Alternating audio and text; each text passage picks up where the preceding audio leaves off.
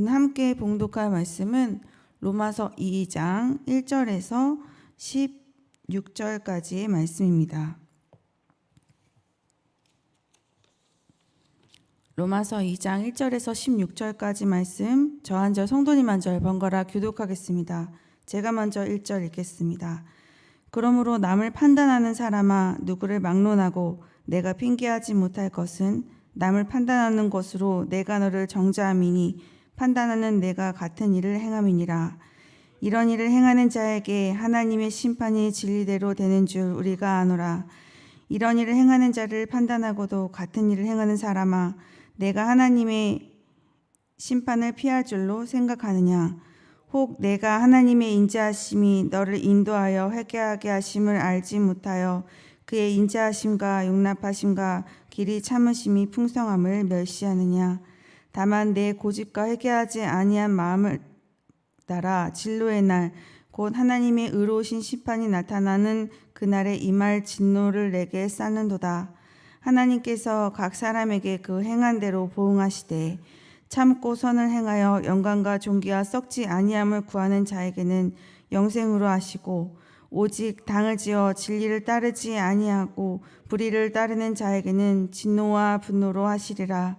악을 행하는 각 사람의 영에는 환난과 공고가 있으리니 먼저는 유대인에게요 그리고 헬라인에게며, 선을 행하는 각 사람에게는 영광과 존귀와 평강이 있으리니 먼저는 유대인에게요 그리고 헬라인에게라. 이는 하나님께서 외모로 사람을 취하지 아니하심이라. 무릇 율법 없이 범죄한 자는 또한 율법 없이 망하고, 무릇 율법이 있고 범죄한 자는 율법으로 말미암아 심판을 받으리라. 하나님 앞에서는 율법을 듣는 자가 의인이 아니오 오직 율법을 행하는 자라야 의롭다 하심을 얻으리니, 율법 없는 이방인이 본성으로 율법의 일을 행할 때에는 이 사람은 율법이 없어도 자기가 자기에게 율법이 되나니, 이런 이들은 그 양심이 증거가 되어 그 생각들이 서로 혹은 고발하며 혹은 변명하여 그 마음에 새긴 율법의 행위를 나타내느니라. 곧 나의 복음에 이른 바와 같이 하나님이 예수 그리스도로 말미암아 사람들의 은밀한 것을 심판하시는 그날이라. 아멘. 로마교회 성도들에게 인사를 마친 바울은 마지막에 복음에는 하나님의 의가 나타나서 믿음으로 믿음에 이르게 하나니 오직 의인은 믿음으로 말미암아 살리라 함과 같다고 말합니다. 이 세상의 모든 사람들, 이방인들, 그리고 율법을 가지고 있는 유대인마저도 이 믿음이 아니고서는 의롭다 하심을 받을 수 없는 이유를 1장 18절부터 풀어가고 있어요. 18절부터는 하나님의 진노가 어떻게 임하게 되었는지에 대해서 서술하고 있습니다. 1장 18절부터 32절까지를 잠시 살펴보려고 합니다. 이 진리를 가로막는 불의에 대해서 하나님의 진노가 하늘로부터 나타난다라고 말해요. 그렇다면 하나님의 그 진리를 불의가 어떻게 가로막는가? 하나님께서는 보이지 않으시는 분이시죠. 그러나 세상을 만드실 때 세상 만물 속에 하나님을 알만한 것들을 보이게 하셨습니다. 사람들이 피조물 안에서 하나님의 능력과 그 신성을 볼 수 있도록 하셨어요. 그러므로 사람들이 하나님 어디 계십니까? 제가 하나님을 보지 못했으므로 하나님을 알 수가 없습니다. 이렇게 핑계를 댈 수가 없다고 20절에 언급하고 있습니다. 이렇게 하나님께서 자신을 계시하셔서 보여주시면 그들은 하나님을 알 수밖에 없고 알만하죠. 하나님을 알아도 하나님을 하나님답게 섬기지 못합니다. 오히려 생각이 허망하여지고 마음이 어두워졌나니 스스로 지혜 있다고는 하나 어리석은 자가 되어서 썩어지지 아니할 하나님의 영광을 이 썩어질 피조물로 바꾸었다라고 말해요.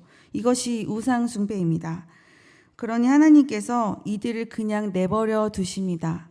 이 마음의 정욕대로 더러움에 내버려 두시니까 사람들이 이 하나님의 진리를 바꾸어서 거짓 것으로 피조물을 조물주보다 더 섬기는 일을 하게 됩니다. 그래서 하나님은 또 부끄러운 욕심에 이들을 내버려 두십니다. 그랬더니 이들이 순리대로 쓰지 않고 영리대로 써요. 남자가 남자와 여자가 여자와 더불어 부끄러운 일을 행하였고 그에 대한 상당한 보응을 받았다라고 바울은 말하고 있습니다. 또 그들이 하나님 두기를 싫어했죠. 그러니까 하나님께서 하나님을 상실한 마음 그대로 내버려 두십니다. 그랬더니 많은 죄악이 간영하기 시작했습니다. 29절에서 31절까지 모습입니다. 한번 살펴보면 불의, 추악, 탐욕, 악의가 가득하고 시기살인, 분쟁, 사기, 악독이 가득하며 수근수근하고 비방하고 하나님께서 미워하시는 자이며 능욕하고 교만하고 자랑하고 악을 도모하고 부모를 거역하며 우매하고 배악하고 무정하고 무자비한 자로 이렇게 살아갑니다. 그들은 하나님께서 이런 죄에 대해서 이런 죄를 행하는 사람에게는 사형이다라고 정하신 것을 알고 있었어요. 하나님께서 이 모든 것들을 싫어하시고 용납하지 않으신 것을 알고 있었음에도 불구하고 이런 죄를 지으며 살아갑니다. 그리고 이런 죄를 짓는 사람을 향해서 이렇게 말합니다. 당신의 행동 옳습니다. 당신의 잘못이 아니에요. 괜찮습니다. 우리 함께 갑시다. 이 바울이 1장 18절에서 32절까지 표현하는 이 그들은 이 율법을 가지지 않은 이방인을 말합니다. 이방인은 하나님께서 피조물 가운데 하나님을 볼 수 있을 만한 것들을 보여주셨음에도 불구하고 그래서 그들이 하나님을 알 수 있었음에도 불구하고 그들은 하나님을 제대로 섬기지 않았고 진리를 막는 이 불의함으로 삶을 살아갑니다. 바울은 이런 자들에 대해서 이야기한 후 2장 1절에서 그러므로 이렇게 시작합니다. 그러므로 남을 판단하는 사람아. 여기에서 이 판단하는 자들이 무엇을 가지고 선과 악의 기준을 사였을까요? 이들이 이것은 선하다, 이것은 선하지 않고 악하다 라고 판단할 수 있는 기준을 제공해 준 것은 뒤에 언급될 이 율법입니다. 하나님께서 모세를 통하여서 이스라엘 백성들에게 준 율법이죠. 남을 판단하고도 너희가 이 죄라고 판명지은 그 죄를 짓고 사는 너희들아. 바울이 이 그러므로라는 표현을 쓴 것은 조금 문맥상 어색해요. 앞에는 이방인에 대한 이야기를 했고 지금은 율법을 가진 유대인에 대한 이야기를 하고 있는데 이 다른 대상을 향하여서 그러므로라는 접속사로 연결하고 있어요. 대상은 다르지만 이 이방인과 유대인의 입장이 같기 때문에 그러므로를 사용했습니다. 1장에서는 하나님을 알고도 하나님을 섬기지 않았던 그들이지만 2장에서는 이 선과 악의 판단의 기준이 되어주는 율법을 가지고 있으면서도 죄를 판단하면서도 죄를 짓고 있는 너희가 같다라는 말씀을 하고 있는 거예요. 그럼 어떤 면에서 같은가? 1절에 그들에게 심판이 있는 것처럼 2장에 이 너희들에게도 심판이 있다라는 것을 말씀해 주고 있습니다. 오히려 2장에 바울이 지칭하는 편지의 수신자 너희는 하나님의 심판이 진리대로 이루어지는 것도 알고 있습니다. 2절입니다. 이런 일을 행하는 자에게 하나님의 심판이 진리대로 되는 줄 우리가 아노라. 죄를 판단할 줄도 알고 죄를 지으면 심판이 있다는 것을 알고 있으면서도 이 죄를 짓고 있는 사람들아 너희가 하나님의 심판을 피할 수 있을까라고 3절은 말하고 있는 것이죠. 바울이 1장에 이방인 그들이 저지른 죄에 대해서 나열하고 있을 때 어쩌면 그 2장의 수신자 너희는 휴 하고 마음을 좀 쓸어내리고 있었을 수도 있습니다. 나는 우상 숭배도 하지 않았고 그리고 나는 영리로 바꾸어서 음욕을 품지도 않았으니까 나는 그들과 같지 않지. 그러나 29절에서 31절에 해당되는 죄에 대해서 완전하게 자유함을 가지고 있는 사람은 아무도 없습니다. 스스로를 의롭게 여기고 남을 판단하는 것 자체가 교만, 비방, 자랑하는 자이기 때문입니다. 이것은 29절에서 31절에 나열된 죄악 중 하나입니다. 그것을 표현한 것이 4절입니다. 자신을 스스로 의롭게 여기는 사람이 가지고 있는 잘못에 대해서 말하고 있어요. 아무리 언약 백성이라 할지라도 선민이라 할지라도 유대인이라 할지라도 이 하나님의 의로운 판단 앞에서 겸손히 자신을 되돌아보지 않으면 심판을 피할 수 없다는 것을 말하고 있습니다. 하나님께서는 각 사람이 행동하신 그 행동에 대해서 보응하십니다. 악을 행한 자에게는 환난과 곤고가 있고 선을 행한 자에게는 영광과 존귀와 평강이 있어요. 그 대상은 유대인이나 헬라인이나 다르지 않음을 말하고 있습니다. 하나님께서 선과 악에 대해서 심판하는 것은 이 불의한 것이 아니라 공정한 것이다 라는 것을 말하고 있어요. 13절을 한번 살펴보겠습니다. 하나님 앞에서는 율법을 듣는 자가 의인이 아니요 오직 율법을 행하는 자라야 의롭다 하심을 얻으리니, 하나님께서 이 심판의 기준으로 삼으시는 그 내용과 13절의 이 말씀을 참고해 보면 오히려 믿음이 아니라 선행이 구원을 얻을 수 있도록 돕는 것 같아 보입니다. 12절에서 바울은 말합니다. 율법 없이 범죄한 사람은 율법이 없기 때문에 망하고 율법이 있는 사람은 오히려 율법이 자신의 죄를 밝혀주므로 율법 때문에 심판을 받게 된다고 말해요. 율법이 있으나 율법이 없으나 사람은 그 행위에 있어서는 하나님의 심판에서 자유할 수 없는 존재라는 것을 우리에게 말해주고 있습니다.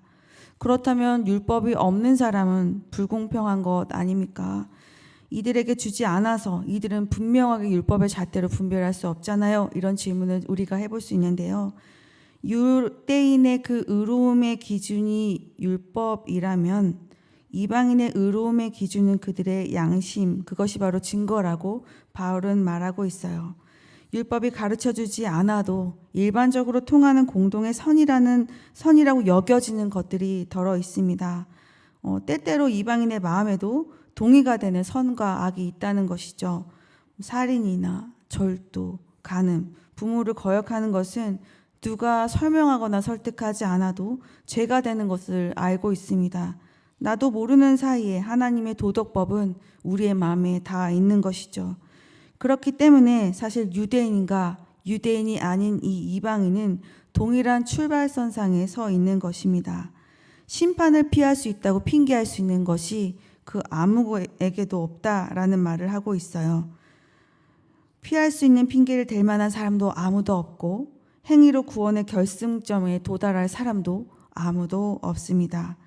바울은 마지막에 이렇게 말해요. 16절입니다.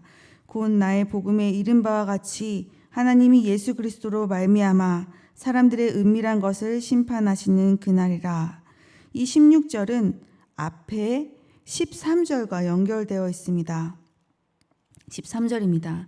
하나님 앞에서는 율법을 듣는 자가 의인이 아니요 오직 율법을 행하는 자라야 의롭다 하심을 얻으리니. 이 나의 복음 16절과 13절을 연결해 보면 나의 복음을 따라 하나님께서 예수님으로 말미암아 사람들의 은밀한 것을 판단하시는 날에는 예수님을 따르는 자에게 심판은 의로운 판정, 축복받는 날이 될 것입니다 라는 뜻입니다. 누구도 하나님의 심판 앞에 자유한 자가 없고 누구도 심판의 결론에 대해서 핑계댈 만한 상황도 없습니다. 바울은 16절에서 나의 복음을 따라 이 판단이 이루어지게 될 것이다 라고 말해요. 행위의 평가는 율법이나 양심에 의해서 이루어질 것인데 사실 율법이든 양심이든 이 마음의 모든 은밀한 것들은 예수 그리스도를 통해서 이 저울질 받게 될 것이라고 바울은 확신합니다. 이것이 바로 그의 복음입니다. 그에게 복음이 되는 이유는 예수님께서 이 모든 것들의 기준이 되실 것이기 때문입니다. 이 율법과 양심의 기준은 권위를 가지기는 하지만 여전히 왜곡과 변질이 가능합니다. 율법을 가진 사람들이 아까 율법으로 판단은 했지만 자신은 개선이 되질 않았죠. 양심도 아까 우리가 1장 18절에서 이후에서 살펴본 바에 의하면 양심도 경건하지 않음과 불의로 왜곡되기도 합니다. 그러나 예수님은 하나님 말씀 자체이시기 때문에 왜곡의 가능성이 전혀 없으십니다. 이는 예수님께서 양심의 원형이 되시고 율법의 완전한 성취, 완전한 마침, 완전한 해석이 되시기 때문입니다. 예수님의 십자가와 함께 내가 죽고 부활하신 예수님이 내 안에서 사시면 예수님이 기준인 심판대 앞에서 그 누구도 정죄를 당하지 않습니다. 복음은 모든 믿는 자에게 구원을 주시는 하나님의 능력이 되며 복음에는 하나님의 의가 나타나서 믿음으로 믿음에 이르게 합니다. 그래서 오직 의인은 믿음으로 말미암아 살게 되는 것입니다. 이런 확신에 찬 바울의 복음에 대한 고백이 우리의 고백이 되기를 원합니다. 우리가 이 땅에 사는 동안 듣는 하나님의 이 심판의 메시지는 우리를 향한 미움에 대한 것은 아닙니다. 그야말로 하나님의 인자하심과 용서하심과 참으심이 풍성한 사랑의 메시지입니다. 법을 어기면 경고를 주지 않고 이 법에 대한 집행을 해도 문제가 되지를 않죠. 그러나 하나님의 심판의 메시지는 이 우리의 범법 행위에 대한 돌아오기를 바라는 끊임없는 하나님의 사랑의 외침입니다. 예수님 안에서 우리를 잘 돌아보아 회개하고 하나님께로 더 가까이 가는 우리가 되기를 진심으로 소망합니다. 그리고 오늘 하루는 복음의 능력을 경험하는 하루가 되시기를 진심으로 소망합니다. 함께 기도하시겠습니다. 구원을 이루시기 위해 아들을 주신 하나님 감사합니다. 그리스도가 아니면 우리에게 소망이 없음을 묵상케 하심도 감사합니다. 예수님이 아니고서는 우리의 인생에 소망이 없다는 것을 깨닫게 하시고 내 안에 살아계신 그리스도로 살아가는 은혜를 누리게 하여 주시옵소서. 감사드리며 예수님의 이름으로 기도드렸습니다. 아멘. 두 가지 기도 제목으로 기도하신 후에 개인 기도로 나아가겠습니다. 헛된 고집을 부리지 않고 그리스도 안에서 회개하며 나아가는 우리가 되게 하소서. 오늘 하루도 복음의 능력을 경험하게 하소서. 함께 기도하시겠습니다.